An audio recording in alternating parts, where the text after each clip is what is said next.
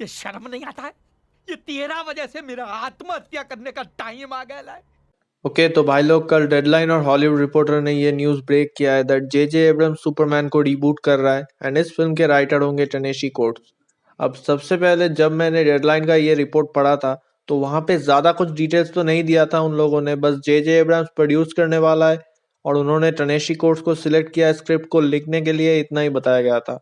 और Henry Cavill involve होगा या नहीं इसके ऊपर कोई भी क्लैरिटी तब नहीं था। अब इस न्यूज़ को पढ़ने के बाद जो भी मेरे को ट्विटर पे फॉलो करते हैं दे नो कि मेरा दिमाग कैसे घूम गया था उस टाइम पे, एंड मैं सीरियसली इस डिसीजन से बिल्कुल भी खुश नहीं था और अभी भी नहीं हूँ।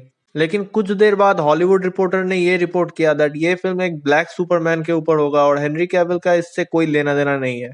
अब कॉमिक में दो ब्लैक सुपरमैन है लाइक वैल जॉर्ड और कैल्विन एलिस, तो उन्हीं में से किसी एक के ऊपर ये फिल्म फोकस करेगा एंड ये मूवी डीसीयू से कनेक्टेड नहीं होगा, ऐसा ही हिंट दिया है टीएचआर ने। दैट मीन्स मैट रीव्स जैसे रॉबर्ट पैटिंसन के साथ अपना खुद का यूनिवर्स क्रिएट कर रहा है, जे एब्रम्स भी वैसा ही कुछ करने वाला है अपने सुपरमैन को लेकर। अब ये सुपरमैन रॉबर्ट पैटिंसन के यूनिवर्स का पार्ट होगा या एक सेपरेट स्टोरी होगा ये तो वक्त ही बताएगा, बट रिसेंटली रूमर आ रहा है कि मैट रीव्स के बैटमैन मूवी में लेक्स लूथर को मेंशन किया जाएगा, तो लेट्स सी क्या होता है। तो इस चीज को सुनकर मेरा गुस्सा बस 0.01% ही कम हुआ, बिकॉज मेरे को ये फिल्म चाहिए ही नहीं। इससे पहले भी रूमर आया था Michael B Jordan black Superman का रोल प्ले कर सकता है और तभी भी ऑडियंस का दिमाग सटक गया था, एंड मैं ये देखकर खुश हूं कि अभी भी पब्लिक का दिमाग घुमा हुआ है। एंड सबसे बड़ी बात है कि वार्नर ब्रदर्स ने अभी तक हेनरी कैविल को एक सोलो मूवी नहीं दिया, इतने साल हो गए, और वो लोग अब एक दूसरे सुपरमैन को इंट्रोड्यूस करेंगे, मतलब यार एक हद होती है। ऊपर से कल स्नाइडर कट के इंटरनेशनल रिलीज का डिटेल्स आ रहा था और स्नाइडर कट के रिलीज होने में बस अभी 3 हफ्ता रह गया है। वार्नर ब्रदर्स हर वो कोशिश कर रहा है जिससे कि वो जैक स्नाइडर और स्नाइडरवर्स से अटेंशन छीन सके, और ये अनाउंसमेंट भी इसीलिए उन लोगों ने कल करवाया।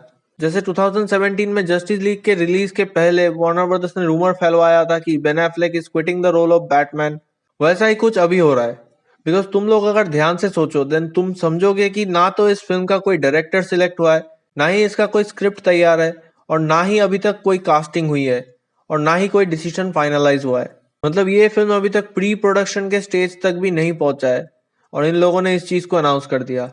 मेरे भाई ये फिल्म 2024 के पहले किसी भी हाल में रिलीज नहीं होगा, इतना मेरा कैलकुलेशन है, तो इस न्यूज को कल डालने का कोई भी सेंस नहीं बनता है। आर्टर हमारा और टोबी एमरेक चाहता ही नहीं है कि स्नाइडर कट सक्सेसफुल हो, इसीलिए वो सब ये करे जा रहे हैं ताकि ऑडियंस डिस्ट्रैक्ट हो जाए, उनका दिल छोटा हो जाए। बट जब भी वो लोग ऐसा कुछ चुतियापा करते हैं तब भी स्नाइडर कट और जैक स्नाइडर ट्रेंड करने लग जाता है। और कल जैक स्नाइडर ने भी वेरो पे ये पोस्ट डाला जहां पे वो सुपरमैन के हीरोज जर्नी का एक कूल पीस आज आईजीएन फैन फेस्ट पे दिखाने वाले हैं, ये बताया है उन्होंने। एंड ये पोस्ट कल जैक ने जानबूझ के किया है because he knows what is going on. And notice the caption कि जैक ने यहाँ पे आवर सुपरमैन मेंशन किया है, which means that Henry Cavill is still our Superman. और यहाँ एक फैन ने जैक को बोला that please make more DC movies, don't leave us, तो इसका जवाब जैक ने दिया है that not my decision. And yes guys, Warner Brothers नहीं चाहता स्नाइडरवर्स कंटिन्यू हो और जैक खुद से इन मूवीज को तो नहीं बना सकते विदाउट देयर परमिशन। तो अब ये हम फैंस के ऊपर है कि हम स्नाइडर कट को कितना सक्सेसफुल बनाते हैं, बिकॉज जैक स्नाइडर डेफिनेटली इस स्टोरी को कंटिन्यू करना चाहता है, बट उसके लिए उनको वार्नर मीडिया को दिखाना होगा that yes this can be a successful thing, this is an important IP for HBO Max. So अब क्वेश्चन ये आता है कि क्या हेनरी कैविल का सुपरमैन खत्म? That is a big no.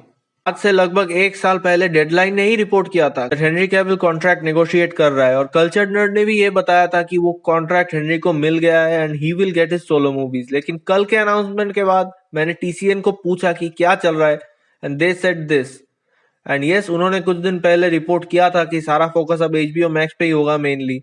मतलब फिर वही सब कुछ डिपेंड करता है how the Snyder cut performs.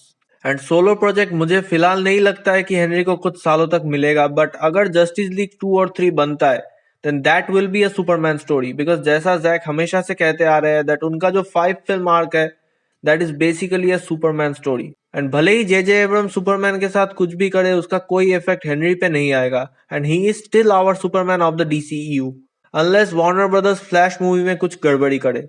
Because कुछ दिन पहले ही वार्नर ब्रदर्स ने साशा काये को सुपर गर्ल के रोल में अनाउंस कर दिया है, and we don't have any idea कि वो कौन से अर्थ से होगी, और इस सुपर गर्ल का हेनरी के साथ कोई कनेक्शन होगा भी या नहीं, वी हैव नो क्लू।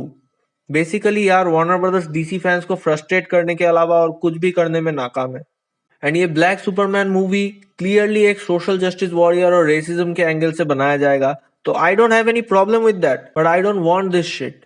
मेरे को हेनरी कैविल का सोलो मूवी चाहिए, जो कि वार्नर ब्रदर्स देने को राजी नहीं है, तो वो लोग भाड़ में जाए। आफ्टर द स्नाइडर कट अगर हमें सीक्वल नहीं मिलता है then DC can go to hell. I will fight till the very end, but अगर नहीं मिलता है देन फक ऑफ। एंड मैं दोबारा से बोल रहा हूँ, Henry Cavill is not finished. जैसे कि रॉबर्ट पैटिंसन के होते हुए भी बेन एफ्लेक फ्लैश मूवी में वापस आ रहा है, वैसे भी हेनरी वापस आएगा। तो कोई भी कुछ भी बोले उस बात को इग्नोर करो एंड कुछ दिन तक रुक जाओ मेरे भाई, स्नाइडर कट को रिलीज होने दो, फिर मजा देखना।